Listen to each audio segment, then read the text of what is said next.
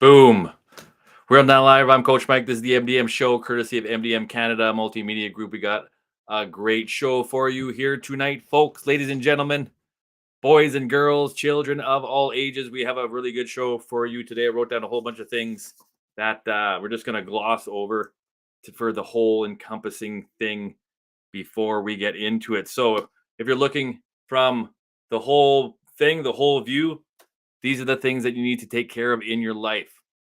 And this is from a global view: water, air, energy, transportation, human beings, family traditions, housing, food, laws, policies, procedures, rules, regulations, entertainment, sports, athletics, money, values, ethics, integrity, character, efficiency and production, hygiene, your bodies, your skin, your environment, your recreational needs, your material goods, your brains, and artificial intelligence is going on.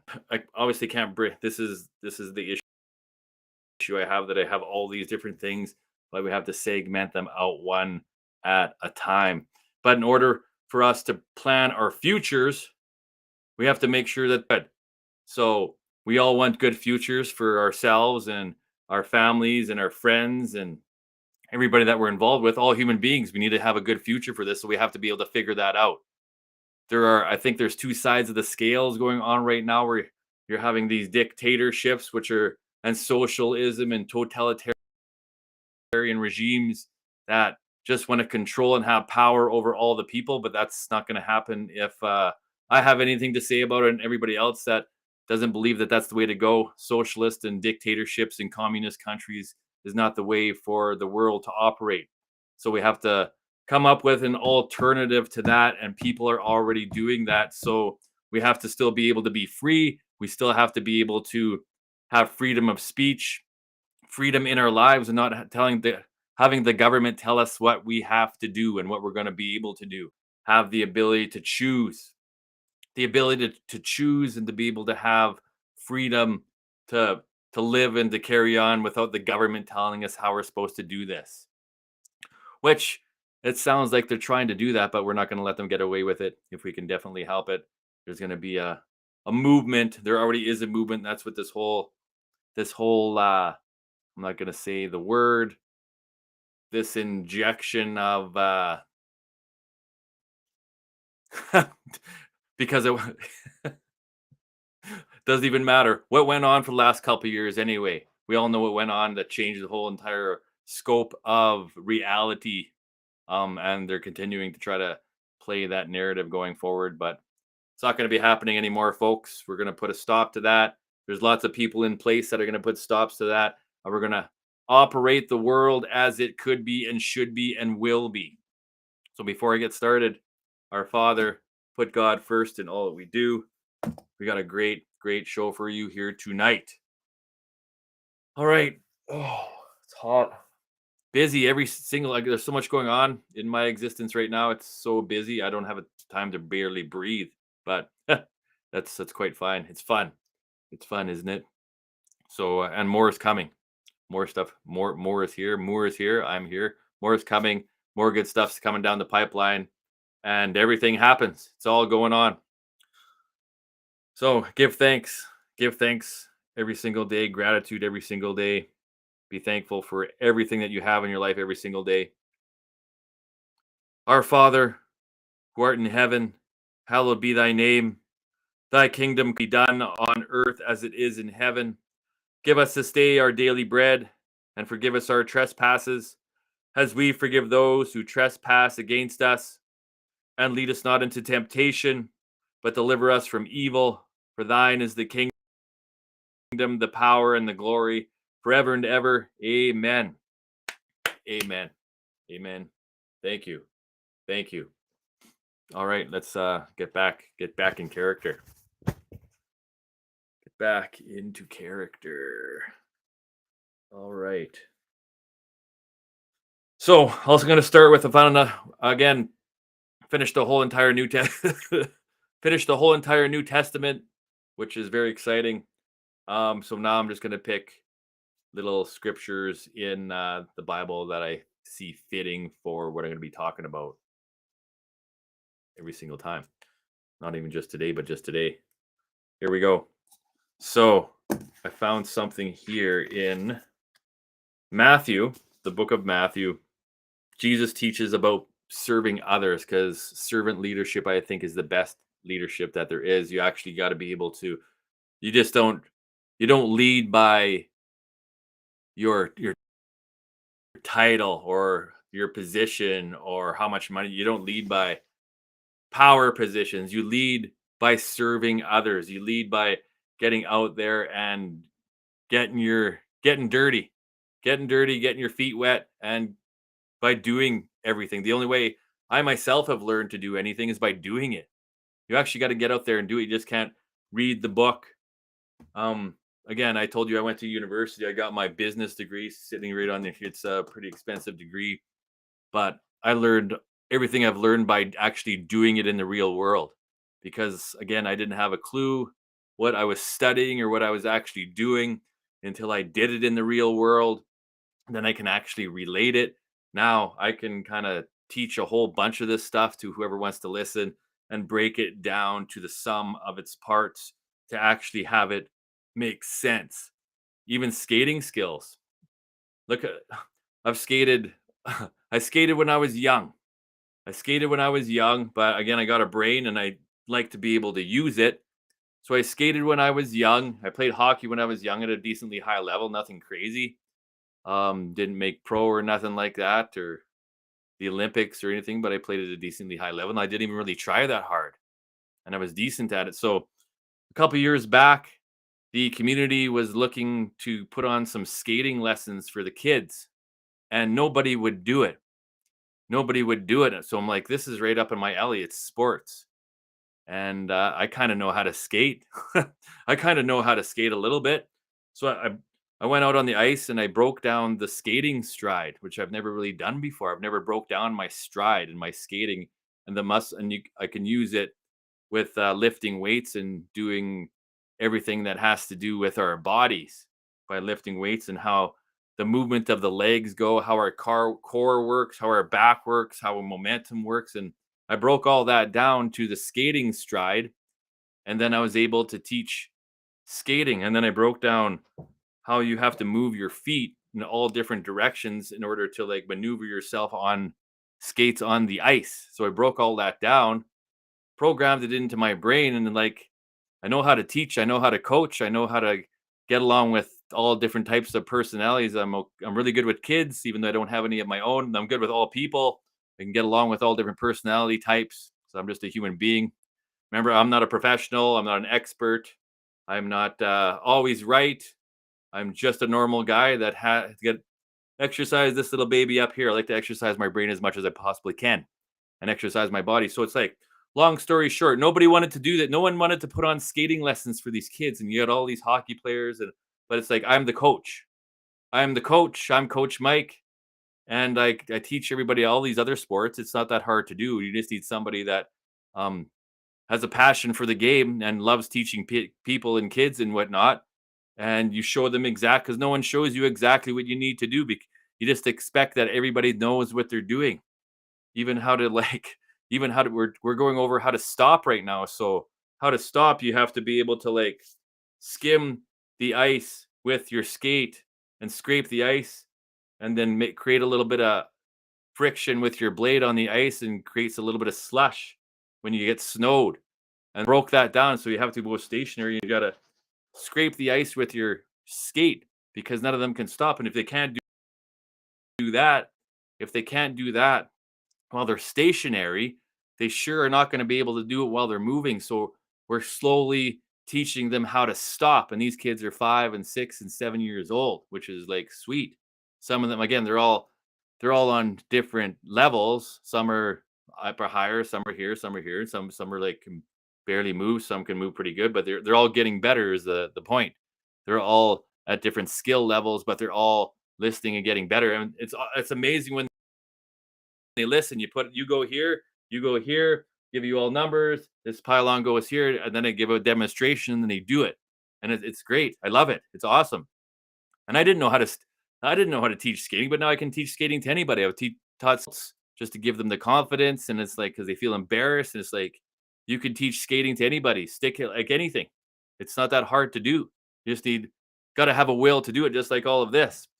I'm not a Bible preacher or a minister or anything like that, but I've developed knowledge, and I have a passion for being able to learn and teaching other people everything I've learned. When I first got into this about 20 years ago, it's like the information. Like I was one of those guys that was sleeping. I was like the Walking Dead. I kind of had this stirring in my mind and this stirring in my heart. I'm like, I know this isn't right. Being pulled in all these different directions. Then I read my Bible. I gave my life to Jesus, and it's like, wow, the information that started coming flooding in. It's like, am I this information now?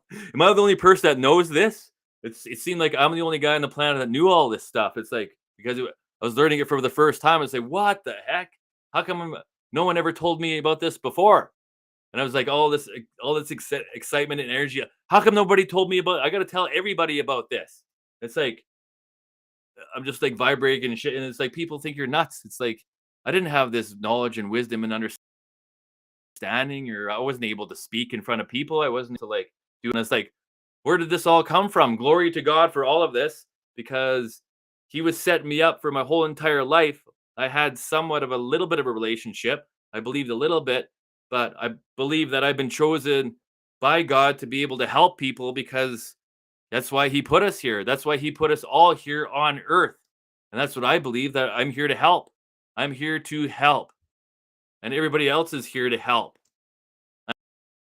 And but there is an opposing force that just wants to have power and control over everybody. And we have to watch out for the opposing force who just wants to have power and control over everybody. Because evil never wins over good, good always wins over evil.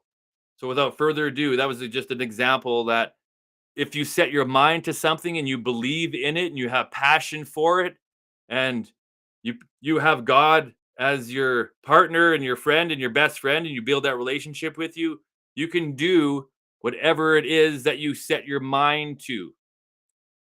You can do it. At least give it a shot. You'll never know unless you try, right? And if you continue to have the mindset, you continue to do it every single day. Again, if you want to be a professional golfer, football player, baseball player, your odds are about this, but God's chosen some people to be able to do that.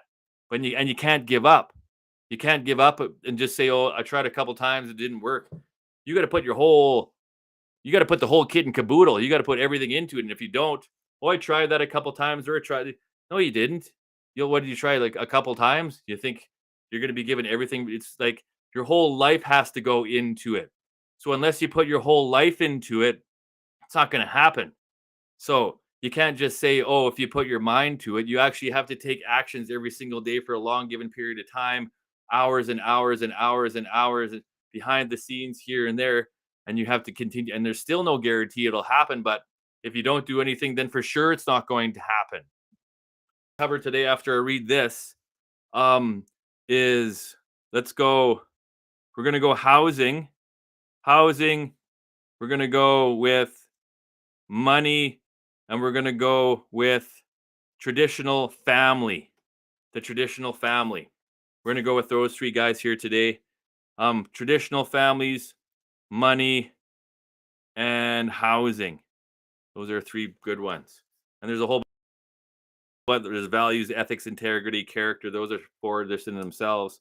And that's why we're bringing the Bible into play here, because that gives us the value, that gives us the integrity, that gives us the character, that gives us the foundation of which we need to build our life on, the rock, not on the sinking sand. And there's a whole bunch of other different things. The humanness of being human beings. How do we even get along with each other? How Jesus teaches us to love our enemies when we can't even love ourselves. We have to fall in love with ourselves. We have to fall in love with God. We have to fall in love with ourselves. And then we have to love others. It's all encompassing, all in one.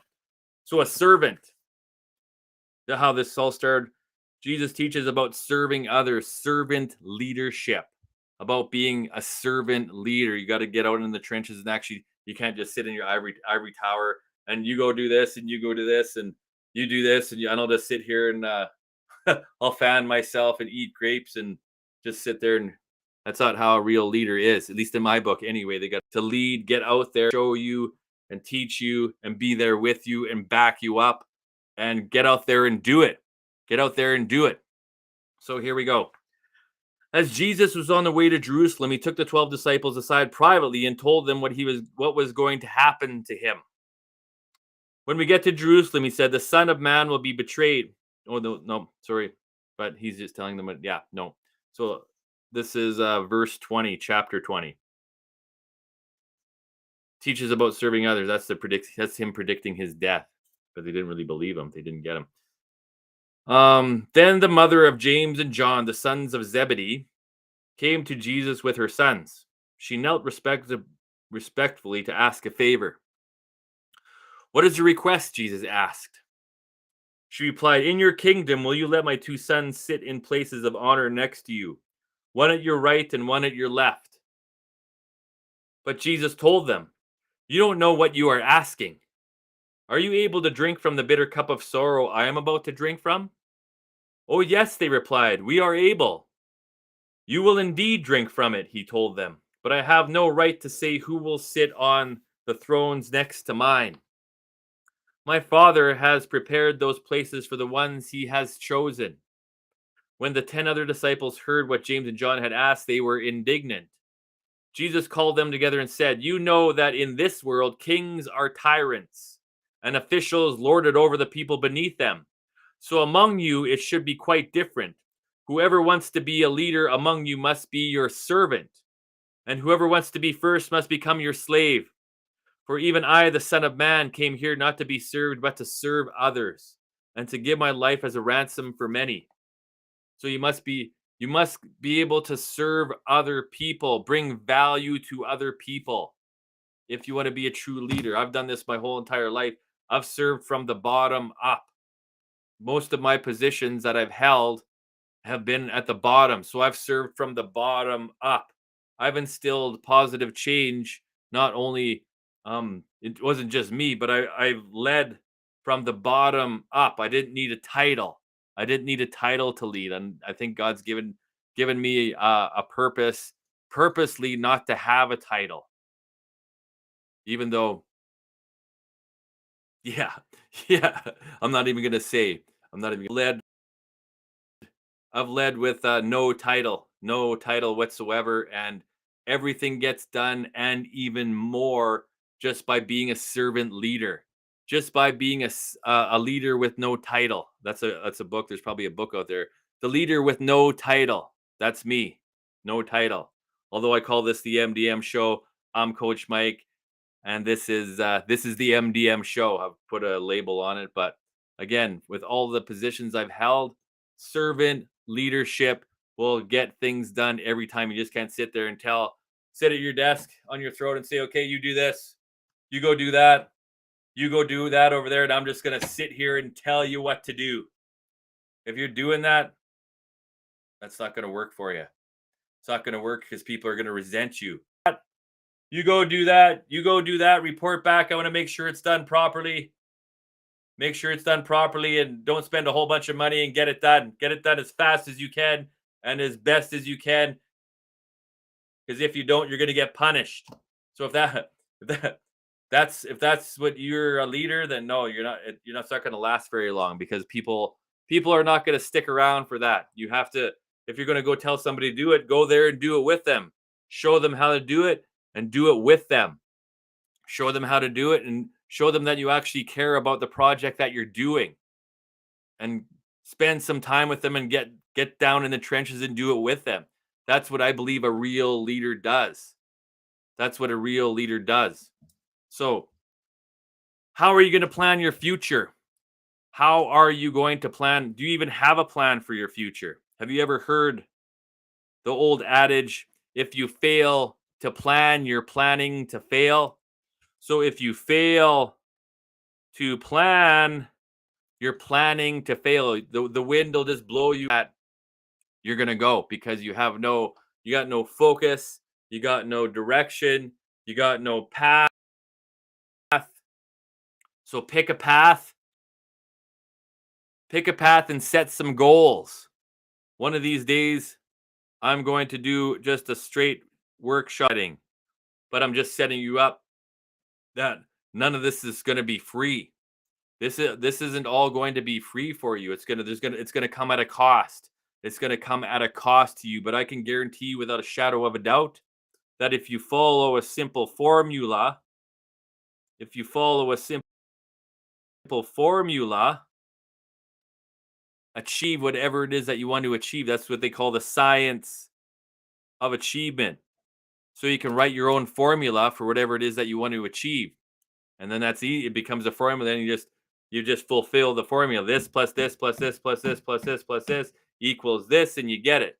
Then you got to set up another goal. But that just becomes getting things right. I want to get this, I want to get this, and I got to do this, and I got to do this, and I get this, I get this. That's very unfulfilling.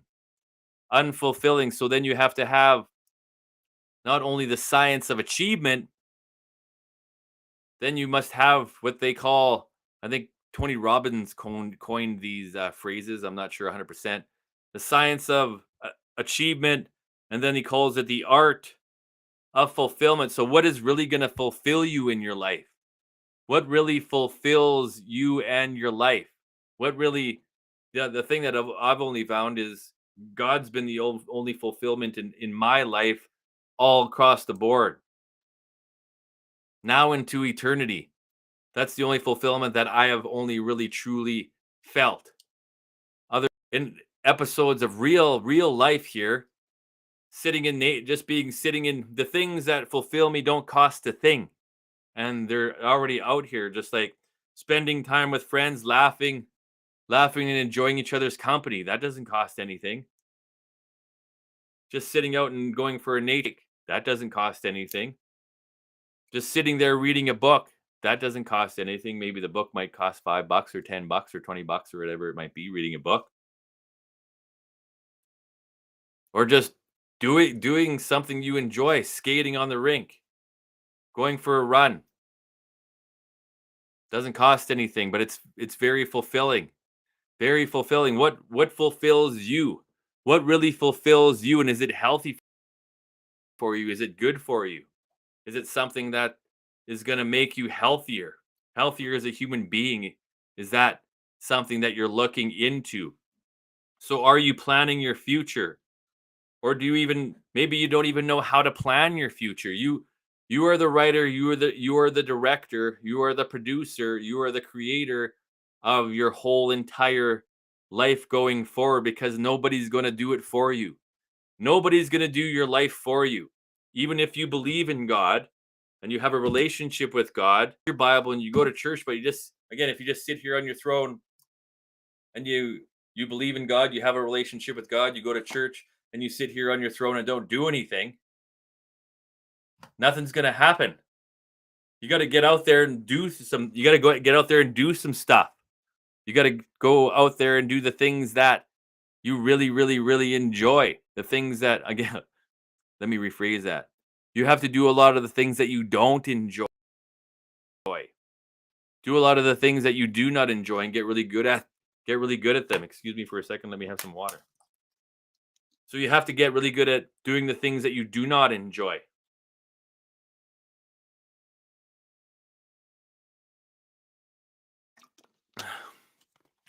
See, I've almost conditioned myself to enjoy almost everything, even scrubbing toilets. I find enjoyment out of that. It's like, Coach Mike, how the hell do you find enjoyment out of scrubbing toilets? Well, let me see. How can I find enjoyment out of scrubbing a toilet?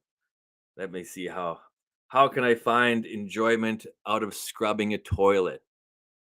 Well, if I were just to look at it as scrubbing a toilet where you put your waste in, where you put your pee and your poo, then it'd be, yeah, that probably wouldn't be the best thing that I would choose to do. However, I've found ways to enjoy and even love doing the things that someone would normally hate doing. Why have I found a love for it? Because I look at the toilet bowl before I start cleaning it, and you're like, ew, that's disgusting, that's gross.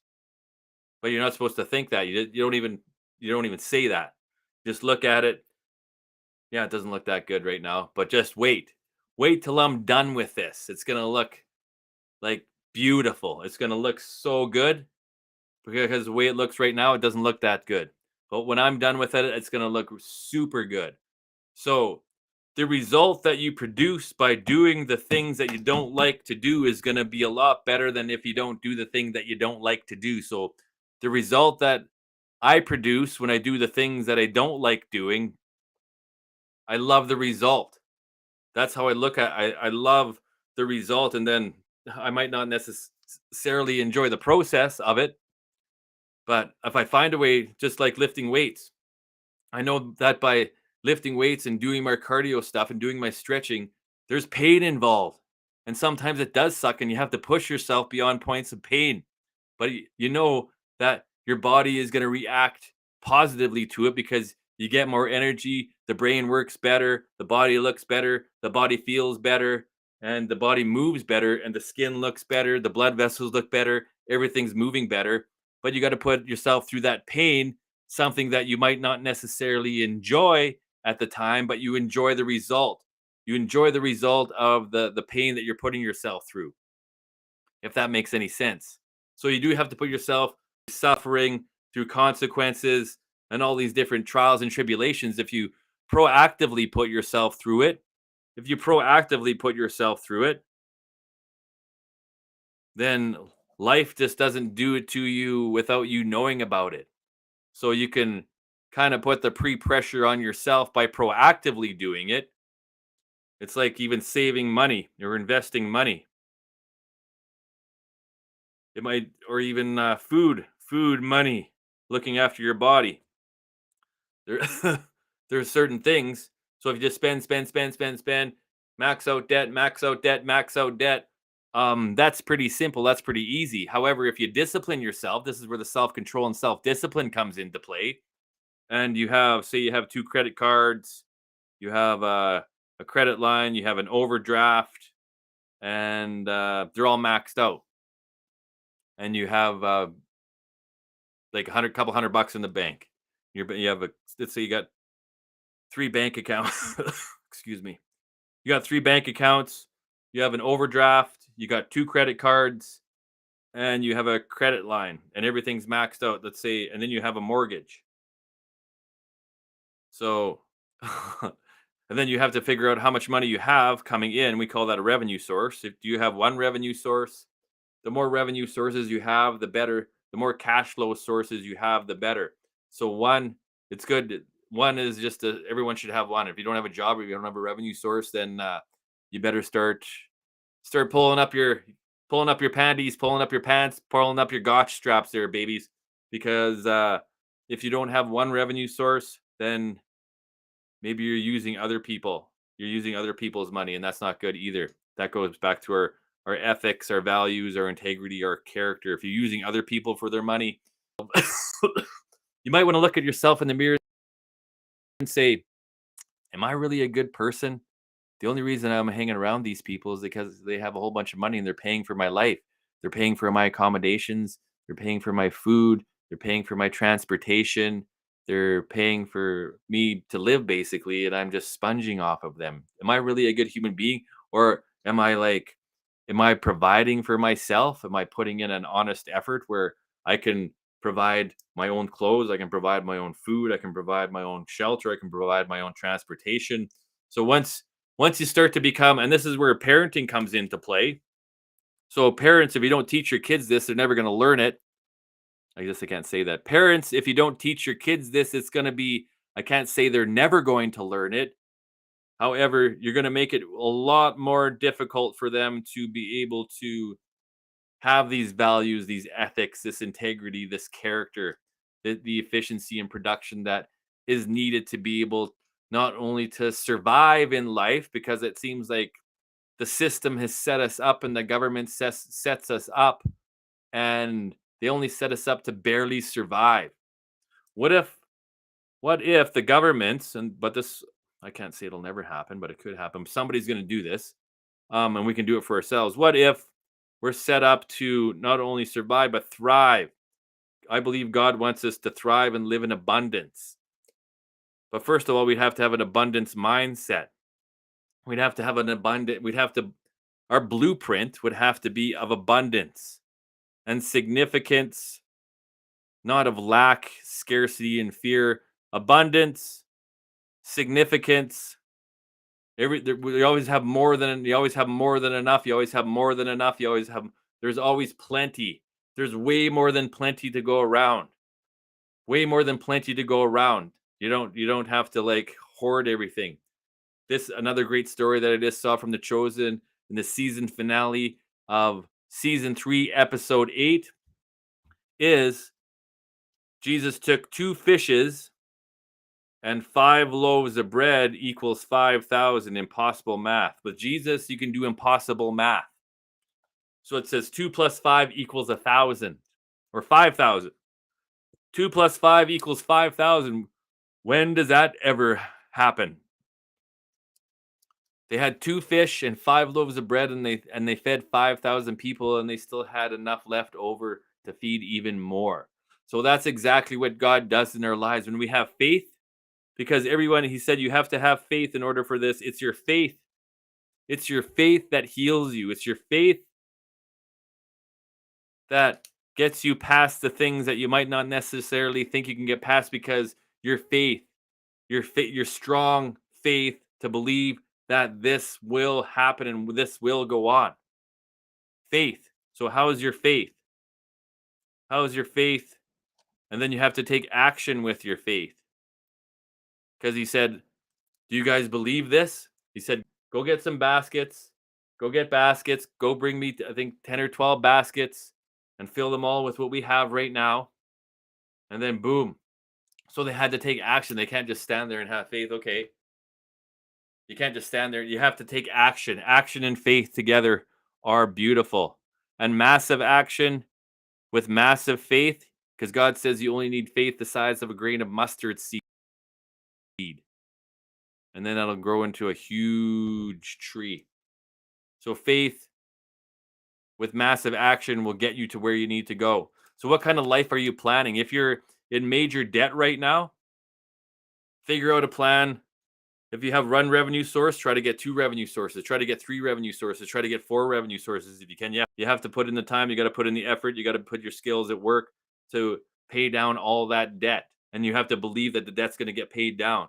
I'm going to put it down in a year or 2 years, all this debt's going to be paid off, and then I'm going to start to grow. Once that debt's paid off, then I'm going to look for a couple revenue properties, and then maybe even a primary property. And then I'm going to put some money into some index funds. I'm going to put it into some index funds, and that's going to grow. I'm going to put some money into index funds. I'm going to develop another pool of finances. We're going to put it as down payment for a rental property. Then I'm going to buy another rental property. And then maybe this will take me another 2 to 3 years to do this. And then I'm going to have 5 streams of revenue coming in, 5 different revenue streams. And I'm going to grow my revenue streams are going to come up higher, and the cash flow that's coming in is going to go up. My debt's going to go down. And if I need to incur debt, the only way I'm going to incur debt is if I buy an appreciating asset, something that's going to go up in market value, and something that's going to give me continuous cash flow.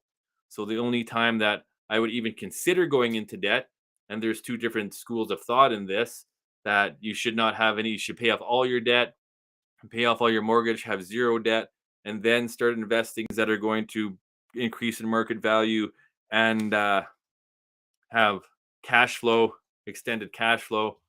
Although if you do leverage yourself with debt, you still have to be very careful, because you have to be able to think, okay, if this whatever amount of debt, say they have $100,000 in debt, $100,000 in debt, can you afford to lose all that?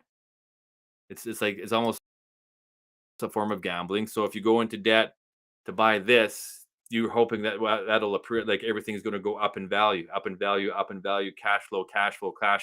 After all you have to make sure all your expenses are covered. Obviously, when if you're buying real estate, you go over how much is it going to cost for expenses, interest costs, loan payments, all that kind of stuff, taxes, property taxes, insurances, all these things. You have to make sure you add them all. Every penny of every heading you have to add into your expenses to make sure those are all covered. And then you want to be able to have some profit at the end of the day. Profit, which is cash flow. So that's like your cash flow analysis to, okay, how much am I pulling in per month? What are my expenses per month? If your bottom line is negative, you have a negative cash flow. So you either have to raise a price to be able to get a break even number, or you want to actually have a profit at the end of the day on your monthly revenues minus your expenses. You want to have that number positive. So any positive numbers you get out of that, you reinvest it into something, reinvest that money into something else that's going to make you more money, and you put another pool of funds, be able to get another maybe 20 grand or 30 grand. And when with that 30 grand, you go buy another something else that's going to make you money, that's going to go up in value and give you cash flow or dividends. So these are the types of investments and things that you want to buy. You don't want to buy expensive cars, brand new cars. You don't want to buy big Rolex watches. You don't want to buy big, huge houses that are just a house if it's your primary residence, because you don't get to write anything off from it. It just costs you a whole bunch of money. However, if you have a big house, you can rent stuff out of it. You can operate a business from your house, and you can rent rooms out of there. There's a couple different revenue streams you can do if you're an entrepreneur, but some people don't even want to be bothered by this. But if you have a big house, it's your primary residence. um, if you're thinking entrepreneurial of how to make money, then you can rent rooms, you can operate a business out of there, whatever type of business you want. And then there's certain percentages that you have to work the percentages, and you do this in your tax forms, and your accountant can do this. But if you're doing TurboTax, what percentage of your house are you using for this? What percentage of how many days in the year are you using it? And it has all the calculations. Or I'm only using this 4 days a week, maybe for 8 hours a day. And then if you're using a vehicle as well, you could write your mileage off and your kilometers off and your fuel off, and you have to have marketing material on it. It could be marketed. That's like anything you buy. If it's got your logo and your business name on it, that's marketing material. They can use that for marketing. So you can get all your clothes. So say if you if you wanted to get a clothing label, you just manufacture all your own clothes, and you can buy as many clothes as you want. You can write it off because your fashion labels on it. So that's how you have to think. You have to be able to think this way. And yeah, so you can start from a negative situation. So it can be like $100,000 in debt, and then you have to sacrifice for a year or two. You can't think that you're rich if you're 100,000. You have to go through sacrifice for a little while. You have to be the servant and sacrifice all these things to get that debt paid off, because your interest costs are going through the roof. You don't want that. So you're paying interest costs plus your principal costs. So interest is the amount that your financial institution will charge you to give you that money. You have to pay the financial institution for them to give you money. It could be 5%, 10%, 15%, 20%, depending on what financial instrument you're using, whether it's just an overdraft, whether it's a credit card, whether it's a line of credit, where it's a home line of credit. There's a whole bunch of different financial instruments that you can use that have different interest rates on them. But interest is not good, because that's what the financial institution takes as profit. They take that money and be the big guys, be them, but start small and do exactly what they do. They open up a whole bunch of businesses. And then they business owns another business, and this business owns percentage of this business. And then you filter the money through, and you don't avoid tax, but you can defer tax, and you can save a lot of tax by operating through companies. And that's what a lot of the smart people do. If you don't have a company, it's a good idea to get a company, get some revenues going. You can write off some expenses on it and learn how that works. Learn how your taxes work. You have to track everything with receipts and spreadsheets and accounting software and all that kind of stuff. So it keeps you accountable for everything you spend, and then you have to know all the money that's coming in. And if you're a husband and wife, both the husband and wife should know this stuff. Because if one is only doing it and the other one doesn't want to have any part of it, then when one dies or one goes away, or you just happen to divorce, and it's like, I don't know what's happening with any of this stuff. I left it for you to do the whole time. Maybe you should have taken an interest in it, and you sit down together and do it together. But who does that, right? Who would want to do that, actually? if you're in a partnership in a marriage and you're a male and a female and a husband and a wife and you have some kids, who would actually want to sit down and plan your life together? Duh. Wouldn't that be a good idea? Sit down and plan your life. Wouldn't that be exciting? Okay, we're making X amount of, we're making $250,000, but we're in debt. Why don't we pay down all this debt? That'll bring our stress levels down. That'll make our minds better. That'll make us love each other a little bit more because we won't be fighting each other the whole time, arguing about how much each person is spending. And then why don't we get our bodies into shape? Like, let's start lifting weights and working out and doing cardio and stretching and eating a little bit healthier. And we can do this together. And then it's like, yeah, that sounds like a great. I'd love to get healthier. I'd like to do more action adventures out there and have more energy and do all that stuff. And I'd love to have more money and I'd like to have the. So then let's plan that together. If you're a husband and wife or if you're a couple, let's plan this shit together, ladies and gentlemen, instead of fighting with each other. Why would you want to fight with each other and argue with each other when you can get on the same page as each other and your finances together, start planning your spiritual life together, start planning your physical bodies together, what you're going to eat together, your food together, where you're going to live together. This isn't this what marriages are supposed to be, but who does that? Because you got the power struggle with the man and the woman. It's like, bah, bah, bah, bah, bah, bah. I'm right. No, I'm right. I'm right. It's like, who cares who's right? Doesn't matter who's right. It's like, do you want to sit here and bicker with me and argue about who's right about this, that, or the other?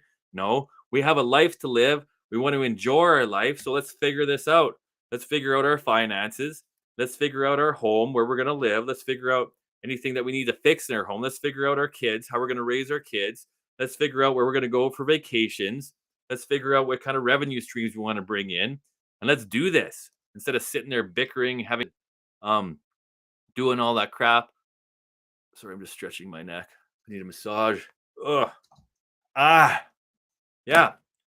Why, instead of bickering with each other, why don't we pick pick up our panties, pick up our gotch, pick up our skirt, pick up our pants, and kind of like, let's do this. Why don't we do this instead of like, "Bah, bah, bah, bah, bah, bah, bah, bah." But everybody, yeah. Again, I couldn't do it for whatever reason. We had it all planned. It was all working. This was working. This was working. This is working. But obviously, I didn't do something correctly or something.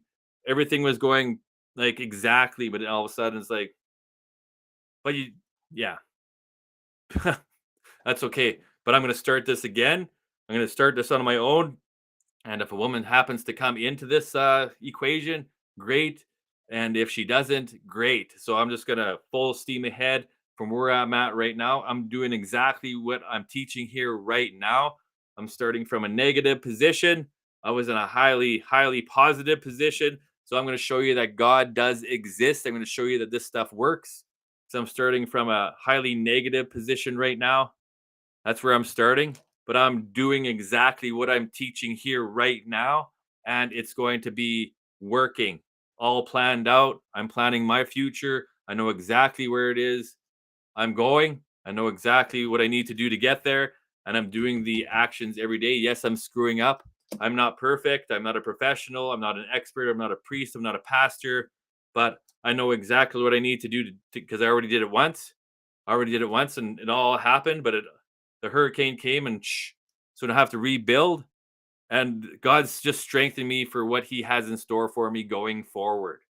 He's just strengthening me. This is like, okay, I got plans for you. I'm going to put you through this, see if you test your faith and see if it'll get through it. Yep.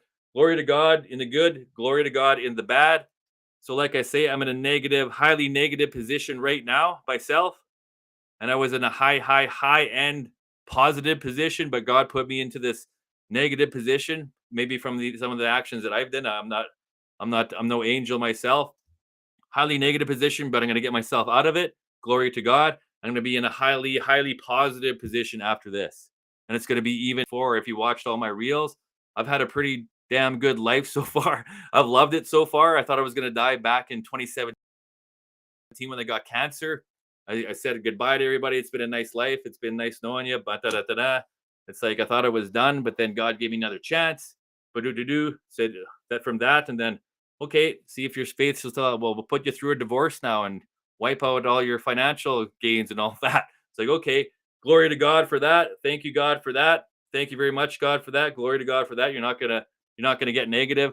That all happens. So just watch what happens out of this. It's going to go, things are going to be like glorious. So you can do the exact same things. There's no use wallowing in sorrow. It's not an easy task, though. You have to strengthen your mind. You have to strengthen this thing up here, and you have to strengthen your spiritual faith, because God will get you through anything you need to get through. Although I walk through the valley of the shadow of death, I shall fear no evil, for thou art with me. So you have to be able to believe that you're going to get through it. With God's help, God will get you through it. And then you have to set up a plan of action. If you don't have a plan of action, again, right from the beginning here, I said, I don't know who coined fail to make a plan. You're planning to fail, and you will go wherever the wind blows you. You won't have any plan. You won't have any structure. You won't have any. Oops, sorry there, microphone. You won't have any focus as to where you want to go. I want to go here. I want to go here. I want to do this. I want to do this. And if you set your focus and your sights and your actions on those things, again, I'm going to do an MDM show workshop on straight up goal setting, because you might not know how to set goals. You might not, you set a goal and then you set an action plan along with that goal. You do daily, weekly, monthly, yearly, 3 years down the road, 5 years down the road, 10 years down the road, 20 years down the road. You make practical plans, then you make unpractical plans. Plans that were like the 5 + 2 = 5,000. That's the kind of plan you make, where God has to fit his way in there, because you make a plan where it's like there's no possible way that I can see that this would ever get done. But maybe you can see a glimpse of it, that this would get done. But it's almost impossible for it to do. That's the 5 + 2, the 5 loaves of bread and the 2 fish that they brought to Jesus and said they had faith in him, put them in the buckets, they overflowed, they fed 5,000 people. You got the same ability to do that. Everybody has the same ability to do that. You can do that too if you have faith and you take action in accordance with the goals that you have set. That's it. It's it's cut and dried, and then you have to figure out what fulfills you. What success look like to you? Success look like to you? Are you successful right now? You could be successful right now, but you just want to do a couple more things. Maybe success is this. Maybe success is this. Maybe success is this. So you have to define what fulfills you. You have to define what success means to you, because success means something different to each and every human being on the planet. Success doesn't necessarily have to be what the world thinks of success. You have to be a billionaire or have 10 or $100 million. I read this other book here. It's called the Monk Who Sold His Ferrari. So there, this guy here, I talked about, his name was Julian. He was this high end lawyer. I think he had like, his goal was to have like $100 million, but then he ate at all the best restaurants. He was overweight. He had the Ferrari, he had the house, he had the vacation homes, he had all the money, but he spent 16 hours a day at work. And then one day in the courtroom, he had a heart attack and almost died. And I think he was like not even 50 yet. He had a heart attack and died in the courtroom, but he had everything, but he didn't have anything. And then they were able to save him. And then he figured out, I'm going to, the doctor said, you have to be able, you can't continue on with your lifestyle. So he sold everything, sold his house, sold this, sold his Rolex, sold the suits and all this stuff. Then he went to India and he seeked the meaning of life, to like, and he's telling the story to his old partner, because he didn't even look like the same guy, because he lost a whole bunch of weight. He looked like he, instead of aging 20 or 30 years, he looked like he got younger by 20 or 30 years. So he did everything he was supposed to do. He went to India to find enlightenment, and he found it. And then he's coming back and telling people about it. And then full fulfillment, other than having the Ferrari and the multi-million-dollar home and having the big prestigious job where he's hanging out with celebrities and all these beautiful women and all this stuff, and eating at the finest restaurants and hanging out with all these celebrity figures. That wasn't fulfillment to him. He found it in simplicity and looking after his body in simplicity. But then after that, he's like, I don't even need that anymore. I don't need all that stuff that I used to have, because I'm enjoying this right as it is right now. So maybe you'll find that. So I wish that you can be, and that's why I think Jesus says that the rich people that have all this stuff are kind of like, they're not doing well, because they have all this stuff that's basically running their life, and they're not that healthy. So if you can find fulfillment in the littler things and the simpler things in life, then maybe you can get the house and a decent car and go on vacation and do all this stuff because you don't have to keep getting more and more and more and more and more. Although I would suggest more, Mike Moore, of course. That's me, but that's my ego talking right there. But that's kind of funny, or maybe not.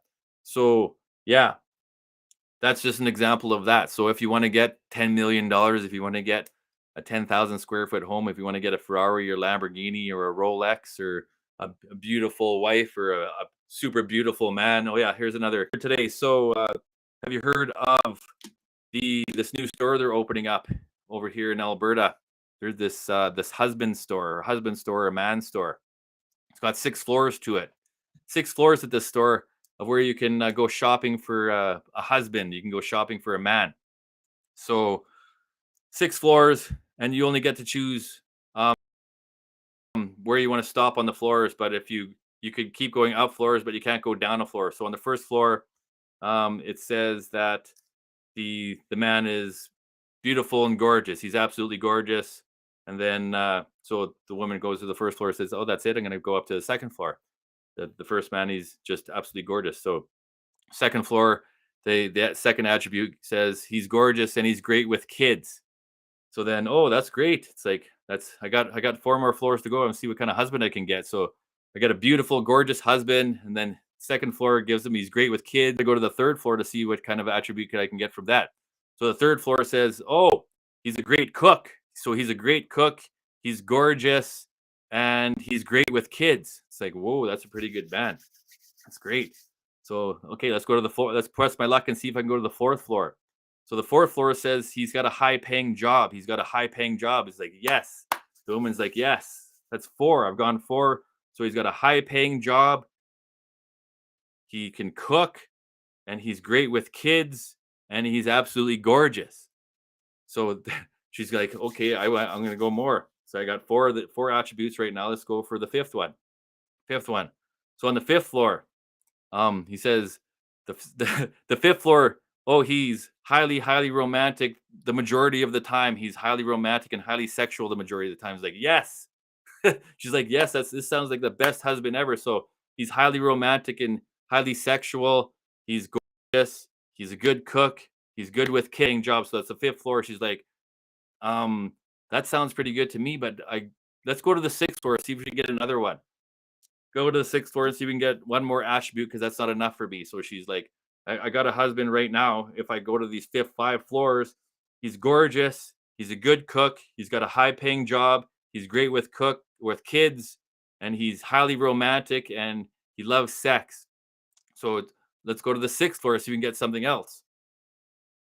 And then the sixth floor, it's got like it says, you are the 30 millionth and 176 woman that has been here. Congratulations. There's no more attributes on this floor. There's no more attributes on this floor. You've lost the husband of your dreams because you have proven to yourself that no matter how many good things that a man can do for you, you're impossible to please, so you don't get anything. And that's the punchline of the joke. So it says, no matter what women want, you're impossible to please. No matter, you're always going to ask for more. You're always going to ask for more. You're always going to expect more. Women are impossible to please. So that's the moral of the story.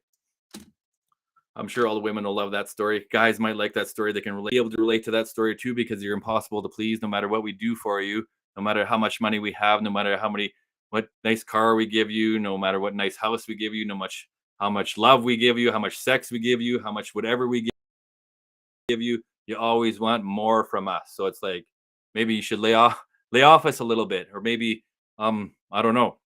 I thought it was a good joke anyway. It made me laugh because I could definitely relate to that.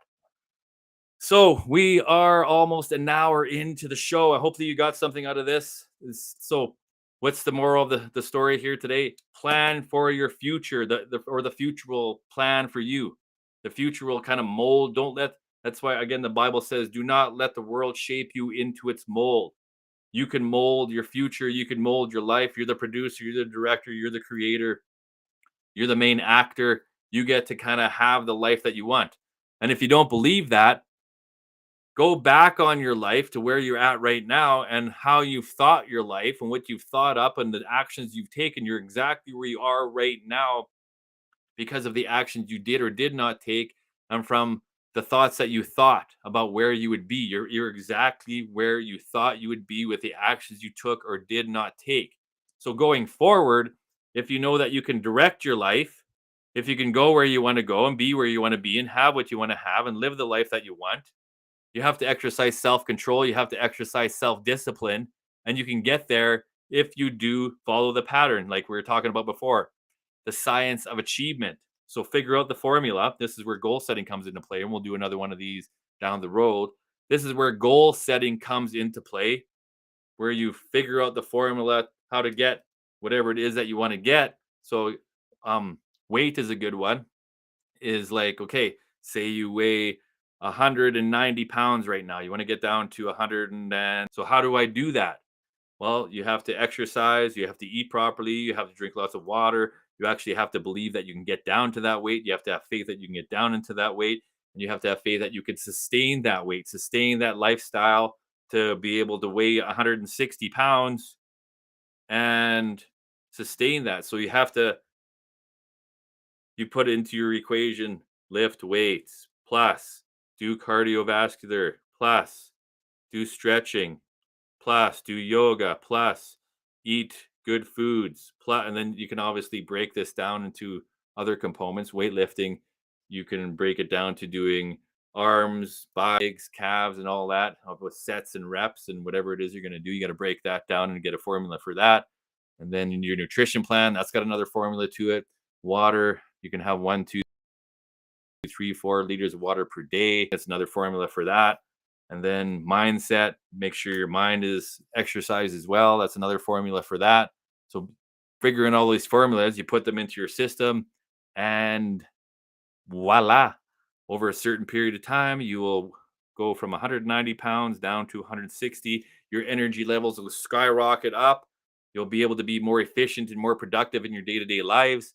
Your sex life might be a whole bunch better. If you have a sex life, you'll have more energy to spend with your kids more, and life will be a lot more fun because you'll be happier and your clothes will fit and your self-esteem will go up and your confidence will go up and you'll be like, why didn't I do this a long time ago?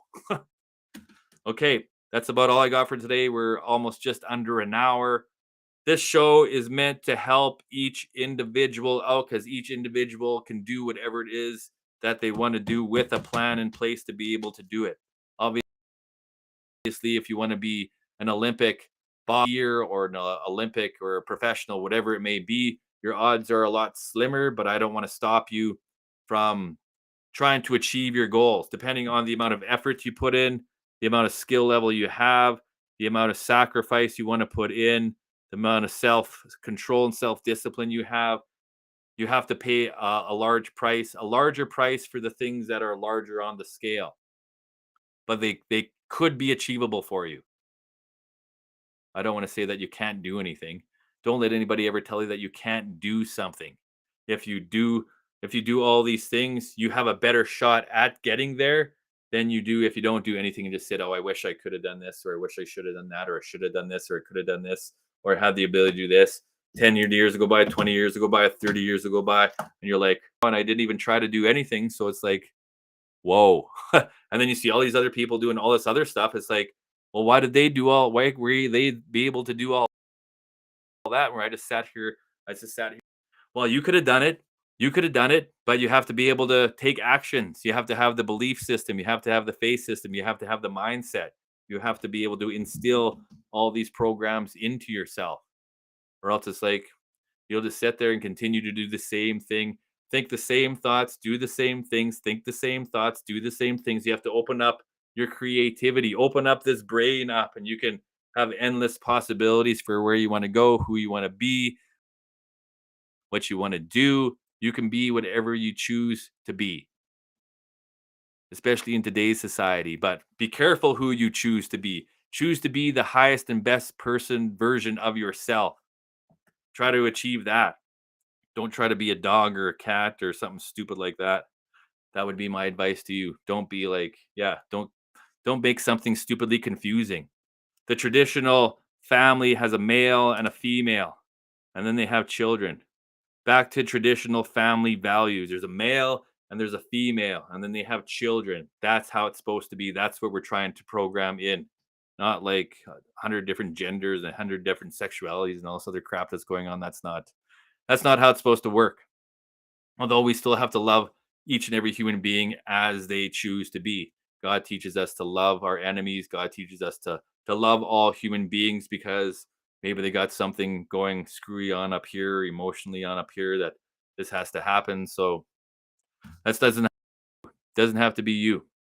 All right, I'm Joe. Thank you for showing up tonight. I appreciate it. I appreciate you showing up. Show up every day, show up every night. Put some of these principles into play in your everyday life, and you will see changes happen guaranteed. If you put these positive changes in your life every single day, if you start reading good books, if you start listening to good audios, if you start eating better, if you start exercising, if you start investing your money, if you start not spending so much and investing and saving and looking for opportunities, try to figure out where you're at and why you're there right now. And you got to, if you have to make a drastic revolutionary change, maybe that's what you got to do. Maybe you got to do a drastic revolutionary change in who you are and what you want to be, and reevaluate who you are right now. Look at yourself in the mirror and say, who what the who am I? Why am I like this? Or is this really me? Is this the person that I truly am and truly want to be? Or is there somebody else inside here that's kind of dying and fighting to get out, that I have to let out? And then I got to create this person by doing the activities that you need to do to be able to create that person. Because you can. It's in there somewhere if you want to dig down deep. There's sacrifice involved, there's self-control involved, there's self-discipline involved. Difficult things that you have to learn to love to do. These are the things that you have to learn to love to do. So you can't just like indulge yourself in everything. You have to self-discipline yourself, you have to self-control yourself, and you have to learn to love the things that you hate doing. And then boom, you'll start to be able to get that momentum over periods of time. It's not a quick fix. There's no such thing as quick fix or a quick pill. Take this pill, drink this drink, and do this stuff, and your life's fixed forever. Does not exist. And if anybody says that it does exist, it doesn't exist. It doesn't exist. It's a process over a long, extended period of time, and it's because you can always fall back into the same old programming and patterns that you've always been into, unless you instill the program into you. You instill the program into you from now until the end of eternity. That's it. All right, I'm Coach Mike. This is the MDM show, courtesy MDM Canada Multimedia Group. Done for the night, overtime. I knew it was going to be over an hour. Still got lots of more information to go, but this is a pretty in-depth one with a whole bunch of different areas of conversation overlapping, because they all overlap each other. Just like I like to say, everything overlaps itself. It works into another one, it works into another one, works into another one. May God bless you. May God bless your friends. May God bless your family. May God bless your business organization. May God bless your community. God bless your sports team. May God bless your city, your town, your state, your province, your country. May God bless Canada. May God bless the United States. May God bless the world and Mexico, just to the, what is that, to the south of us, south of US and south of Canada. That's North America plus Mexico. I like her. And that's all in our area here, close to where we're at. May God bless the whole world too, because the whole world stage needs to be able to like start doing this stuff and fight against the totalitarian regimes, the dictatorships and the communist countries that are trying to like rule the world. They're not going to, like, the people that are trying to start this going on right now. Governments, in my experience with governments, a little bit of government control is good. Once you have governments in control of everything, not good. So we have to watch that wherever you're at. And if you're in government, we only need a little bit of government, because governments are the most inefficient systems there are. So when large corporations start paying off governments and like all this type of stuff that's going on right now, we have to watch that. So we have to be able to fight for our freedoms. We have to be able to fight for our freedom of choice, freedom of speech, freedom of choice in certain things, obviously, that are going to be beneficial. Like, I'm not going to get into that right now, but yeah, we'll talk about that later. So yeah, God's working through the whole, there's two forces, there's good and evil. Pick the good, don't be the evil. I know the difference. You got to be able to know the difference. The truth from lies, the lies from truth, right from wrong. Satan from God, devil, good, evil. We got to be able to know the difference. All right, folks. I'm Coach Mike. See you for the night. Have a good sleep. Have a good evening. And we'll see you for episode 142 tomorrow, 142 days in a row, which is nothing to me. That's like nothing. But if you would have told me that I was able to do 141 days in a row from, you just starts with one step. You got to do one step at a time. I can only do one episode at a time, one step at a time. So if you're implementing some positive change, one step at a time. You can only walk one step at a time. You can only speak one word at a time. So you have to look at it from, take the big view and then go down to the worm's view. All right, I'll stop talking. That's enough information for this one. See you tomorrow. Have a good sleep. Have a good night. Love your spouse, love your wife, love your husband, love your children, love your friends, love your family, love your enemies. And first of all, love God, love your neighbor as yourself. And we're not going to get into how to love people. We're not going to get into that, how to love people. But start with that. See you, folks. Have a good night. We'll see you. Not if I see you first. We'll see you later. All right. Ciao for now. End the stream. Don't cross the streams. We don't want you to cross the streams, guys. Don't do it.